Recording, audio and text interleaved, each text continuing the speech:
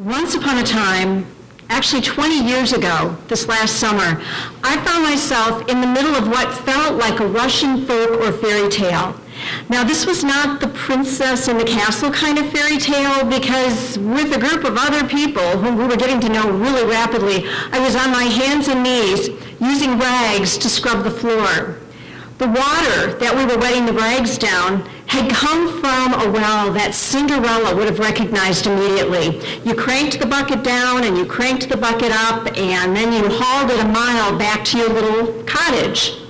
Now, we did not complain, because the woman in the cottage next to ours had to have been well over 80 years old, and she carried her water back by using 2 buckets and a stick balanced across her shoulders. We never did quite figure out how she managed that. We made our little cottage as homelike as we could, and then we prepared to go for the treasure we had come for. Now, unlike the traditional folk or fairy tale, we weren't looking for gold. We weren't even looking for true love. What we were looking for were memories. This particular village had only people who were age 60 or older. The government had decided in their wisdom that this town no longer needed to exist, and to ensure all the young families moved away, they ordered the school to be burned.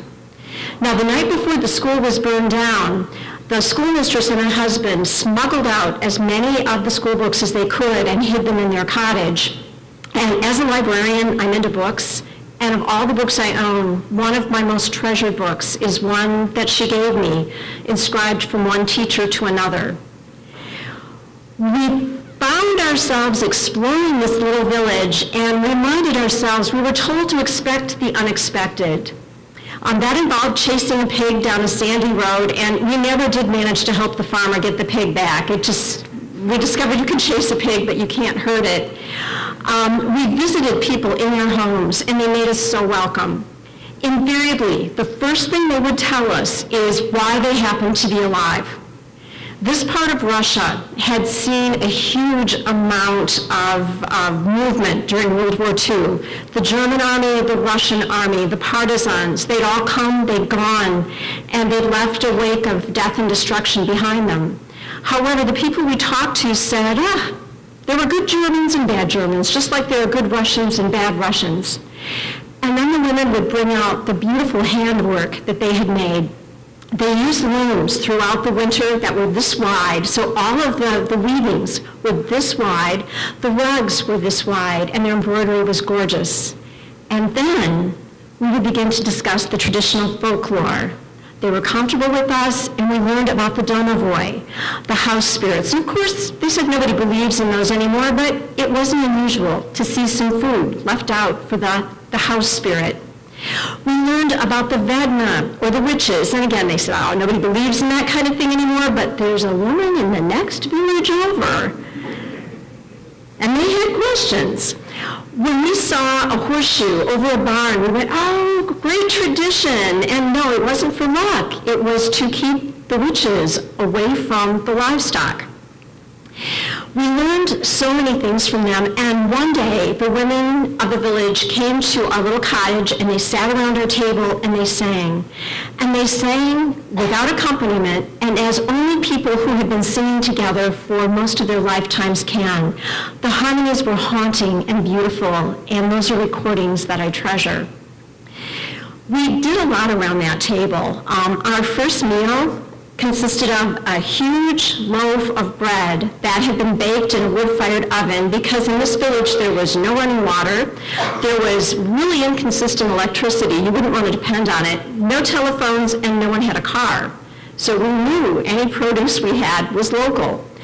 There was a huge jug of milk on the table, and somebody looked and said, well, it is pasteurized, isn't it?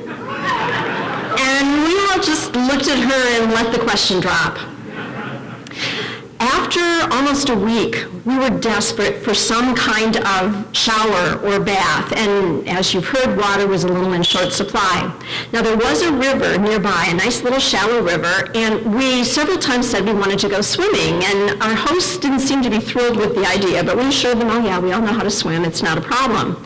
So we're splashing around in the river, just enjoying the feel of that wonderful, cool water, when we saw something floating right down the middle of the river. And as it floated by, there was no way to deny that was cow poop. But we just kind of figured the water's cold, it's wet, it feels good.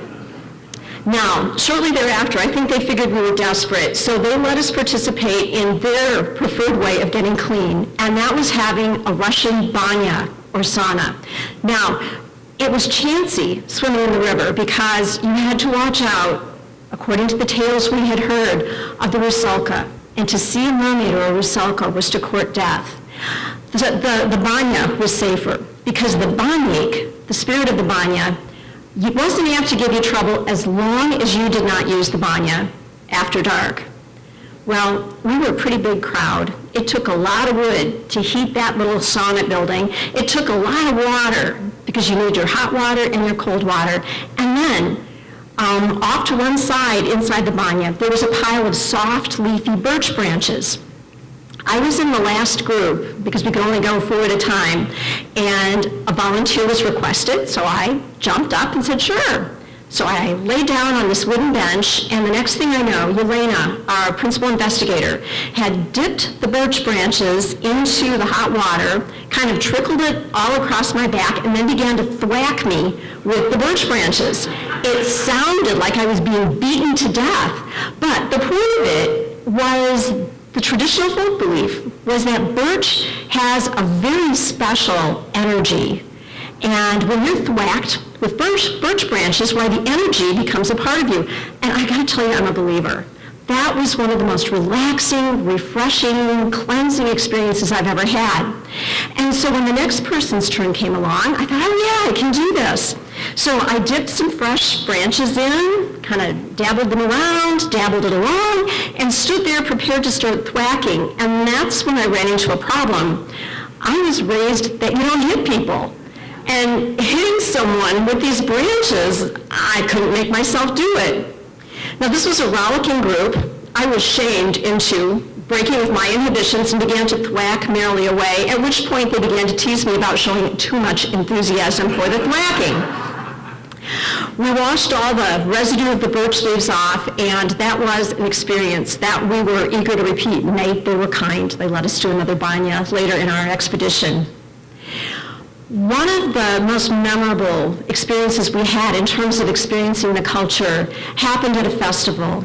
And the festival involved a holy well where the icon of the village was believed to have found floating.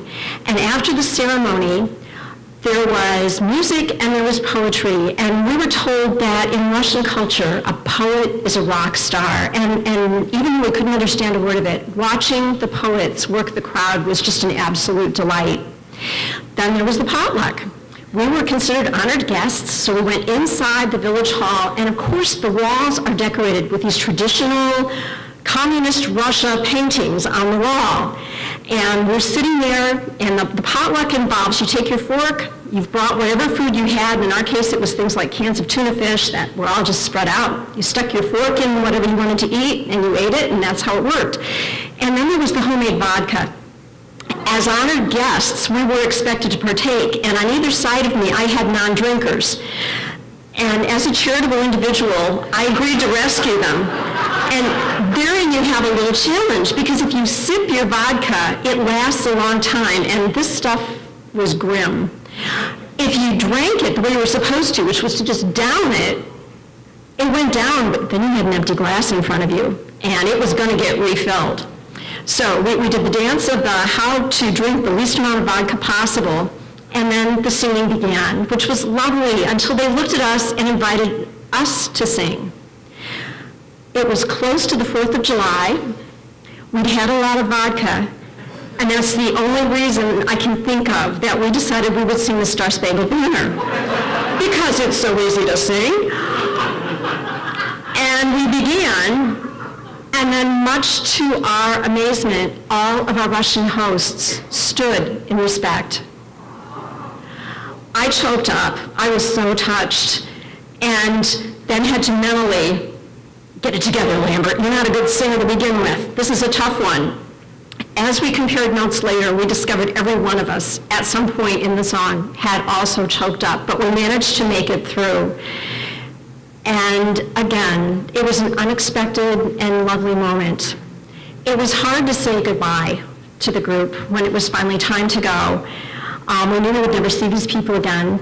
We weren't exactly even sure where we were in the Russian countryside, except that it was way away from anything. I cherished the book I was given. I cherished the handwork, cloth I was given. But when I look back at that trip, the stories were wonderful, the music was wonderful, the ceremonies were wonderful. But what lies dearest in my memory is the warmth and the kindness and the generosity of people who had little in the way of material goods, but who were very, very rich in spirit. Thank you.